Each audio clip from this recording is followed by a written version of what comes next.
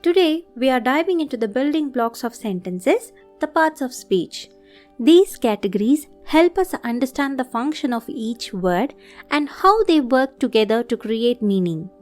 This is Fun in Learning, Unlocking the Joy of Education. There are 9 parts of speech in English grammar. First comes nouns. These are the names of people, places, things, or ideas. For example, cat, book, happiness, India. The cat sleeps all day. The noun cat identifies the subject of the sentence performing the action of sleeping. Second, pronouns. These handy words take the place of nouns we already mentioned. For example, he, she, it, they, them, this or that. She purrs loudly when I pet her. The pronouns she and her replace the noun cat, referring to the female cat mentioned earlier in the context.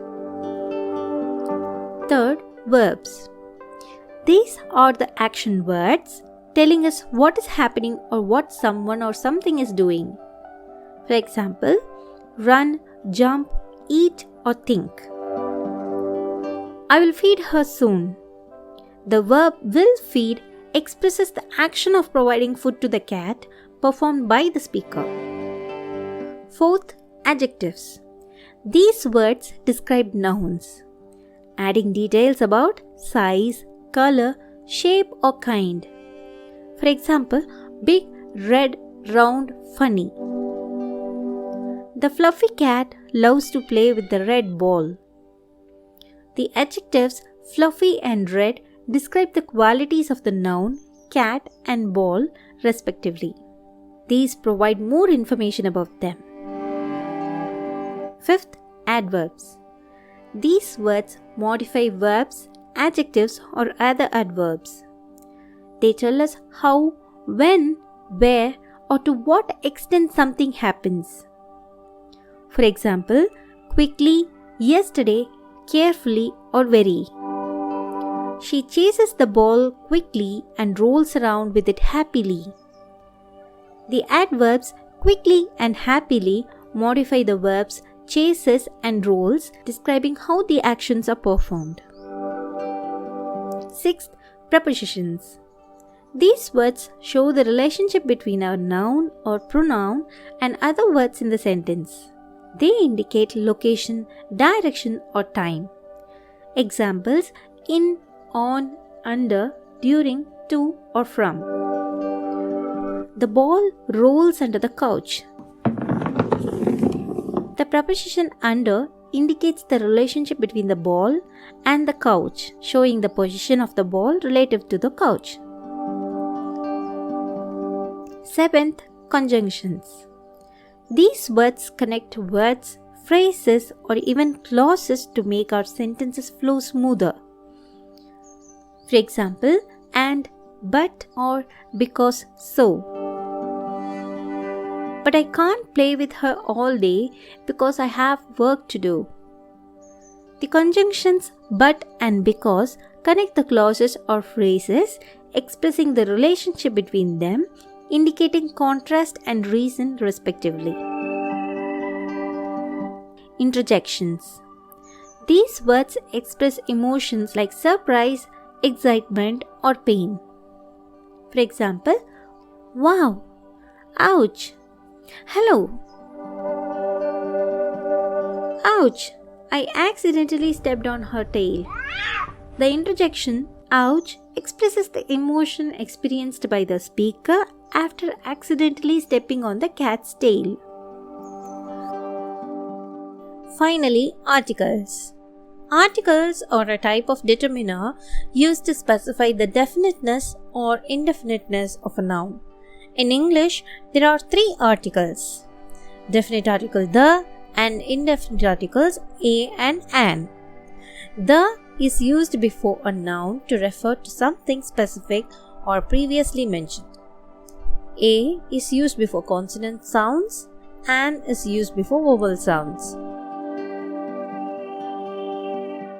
Articles are important in English grammar as they help to clarify whether a noun refers to something specific or general. Please pass me the book on the table. In this sentence, the is used before the noun book to specify a particular book, likely one that is already known or identifiable to both the speaker and the listener. I would like to buy a car. In this sentence, a is used before the noun car to indicate any car in general, not a specific one. Since car starts with a consonant sound, we use a instead of an. She found an interesting article online. In this sentence, an is used before the noun article because article starts with a vowel sound like a as in apple. So, we use an instead of a. The use of an indicates any unspecified or non-specific article. Let us revise once. Nouns name things, verbs show actions, adjectives describe, adverbs modify, pronouns replace nouns, prepositions show location, conjunctions connect ideas, and interjections express emotions. Let us understand their roles. By identifying the parts of speech, we can understand the sentence structure and its meaning better. Here is an example. The red car sped quickly down the street. Here we see red car is a noun, which is described by the adjective red. Sped is the action verb and quickly modifies the verb, telling us how the car moved. Down the street uses the preposition down to show the direction. Now you can decode any sentence. Practice makes perfect. The more you identify parts of speech, the more comfortable you'll become with sentence structure and grammar. You can practice by reading and identifying the parts of speech in your favorite books or even analyzing song lyrics. Here we have analyzed the song lyrics of Believer for you. You can try exploring parts of speech like this. Before seeing the 10 questions, hope you have understood the concepts. We have presented the same information in the form of a story in another video. Once the video is ready, we'll upload it. I've got 10 sentences for you to practice with. Identify the parts of speech in each sentence. Pause the video if you need more time.